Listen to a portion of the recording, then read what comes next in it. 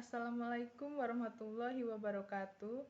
Perkenalkan, nama saya Karin Putri Prakasa dari kelas Hukum 4A. Di sini saya akan menjelaskan materi mengenai penjelasan Undang-Undang Nomor 7 Tahun 2021 tentang harmonisasi peraturan perpajakan. UU ini mengatur mengenai materi ketentuan umum dan tata cara perpajakan, memuat beberapa ketentuan yang diubah dan atau ditambah antara lain mengenai kerjasama bantuan penagihan pajak antar negara, kuasa wajib pajak, pemberian data dalam rangka penegakan hukum, dan kerjasama untuk kepentingan negara dan kadaluarsa. Undang-undang tentang harmonisasi peraturan perpajakan menempatkan perpajakan sebagai salah satu perwujudan kewajiban kenegaraan dalam upaya peningkatan kesejahteraan, keadilan, dan pembangunan sosial. Oleh sebab itu, untuk menerapkan strategi konsolidasi fiskal yang berfokus pada perbaikan defisit, anggaran, dan peningkatan rasio pajak, diperlukan penyesuaian kebijakan di bidang ketentuan umum dan tata cara perpajakan, pajak penghasilan, pajak pertambahan nilai, dan cukai, serta pengaturan mengenai pajak karbon dan kebijakan berupa program pengungkapan sukarela wajib pajak dalam satu undang-undang yang komprehensif. Penjelasan umum mengenai harmonisasi peraturan perpajakan untuk meningkatkan pertumbuhan perekonomian yang berkelanjutan guna mewujudkan masyarakat adil, makmur, dan sejahtera berdasarkan Pancasila dan Undang-Undang Dasar Negara Republik Indonesia tahun 1945, diperlukan berbagai upaya dari pemerintahan untuk mengambil berbagai langkah kebijakan fiskal yang konsolidatif. Kebijakan fiskal yang konsolidatif tersebut dapat diwujudkan dengan melakukan langkah strategis yang berfokus pada perbaikan defisit, anggaran, dan peningkatan rasio pajak atau tax ratio, yang antara lain melalui penerapan kebijakan peningkatan kinerja penerimaan pajak, reformasi administrasi perpajakan, peningkatan basis perpajakan, penciptaan sistem perpajakan yang mengedepankan prinsip keadilan dan kepastian hukum, serta peningkatan kepatuhan sukarela wajib pajak. Pada tataran global, negara-negara di dunia juga menerapkan berbagai kebijakan perpajakan yang diharapkan mampu untuk meningkatkan penerimaan dengan memperluas basis pajak dan melakukan penyesuaian tarif pajak. Dalam rangka peningkatan rasio pajak, pemerintah telah melakukan berbagai upaya antara lain melalui reformasi perpajakan yang berfokus pada organisasi, sumber daya manusia, teknologi informasi berbasis data, proses bisnis, dan regulasi perpajakan. Hal ini dilaksanakan diantaranya dengan peningkatan fungsi pelayanan, implementasi program pengampunan pajak, penguatan efektivitas fungsi ekstensifikasi, dan penegakan hukum. Namun, hal tersebut belum cukup untuk mengimbangi perubahan pola bisnis dan dinamika globalisasi yang sangat dinamis, serta mengatasi praktik agresif tax planning yang ada. Oleh karena itu, sejalan dengan reformasi perpajakan secara berkesinambungan, khususnya pada aspek regulasi dan proses bisnis, diperlukan penyesuaian pengaturan kebijakan perpajakan yang bersifat komprehensif, konsolidatif, dan harmonis, sehingga perlu membentuk undang-undang tentang harmonisasi peraturan perpajakan.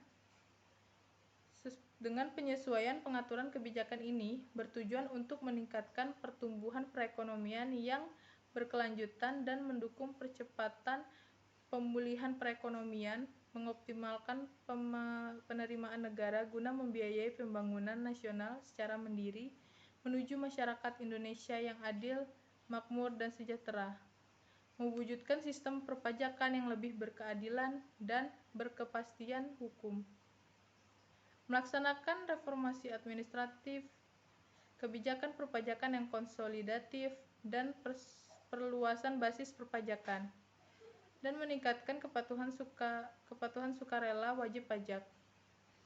Kebijakan perpajakan yang bersifat komprehensif, konsolidatif, dan harmonis dilakukan melalui pengaturan meliputi ketentuan umum dan tata cara perpajakan, pajak penghasilan, pajak tambahan nilai, dan pajak penjualan atas barang mewah. Program pengungkapan sukarela wajib pajak, pajak karbon, dan cukai. Sebagaimana terdapat dalam bab 1 pasal 1 mengenai asas, tujuan, dan ruang lingkup.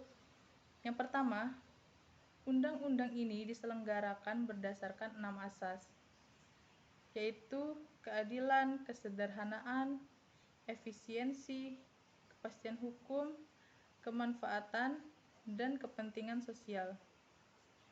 Kemudian, undang-undang ini dibentuk dengan tujuan yang pertama, meningkatkan pertumbuhan perekonomian yang berkelanjutan dan mendukung percepatan pemulihan perekonomian.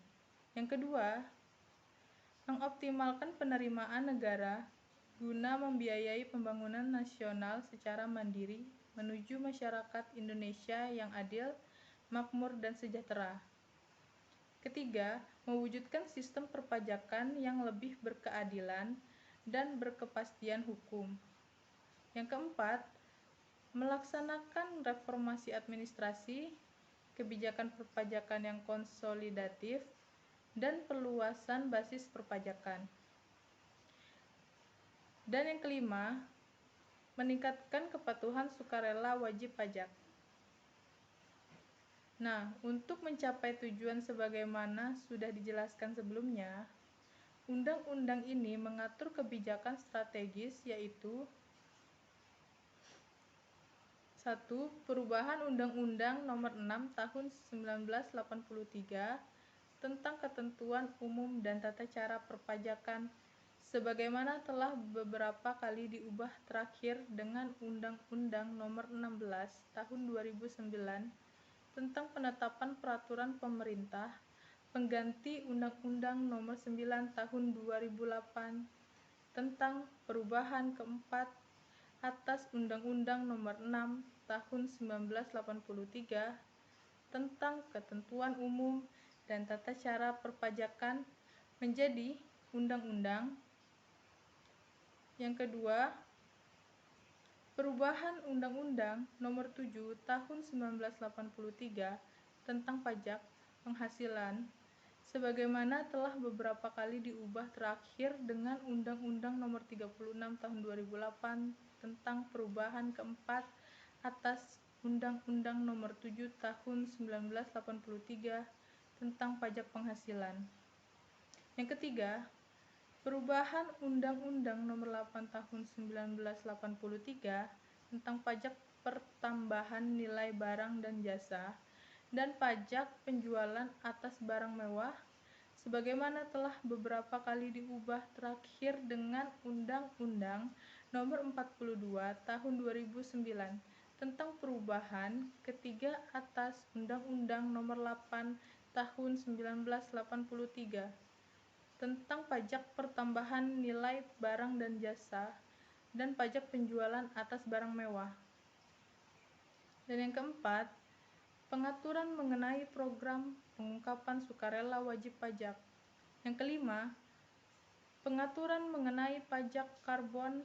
Dan yang keenam, perubahan Undang-Undang Nomor 11 Tahun 1995 tentang cukai, sebagaimana telah diubah dengan Undang-Undang Nomor 39 Tahun 2007 tentang perubahan atas Undang-Undang Nomor 11 Tahun 1995 tentang cukai. Mungkin sekian penjelasan materi dari saya. Terima kasih. Wassalamualaikum warahmatullahi wabarakatuh.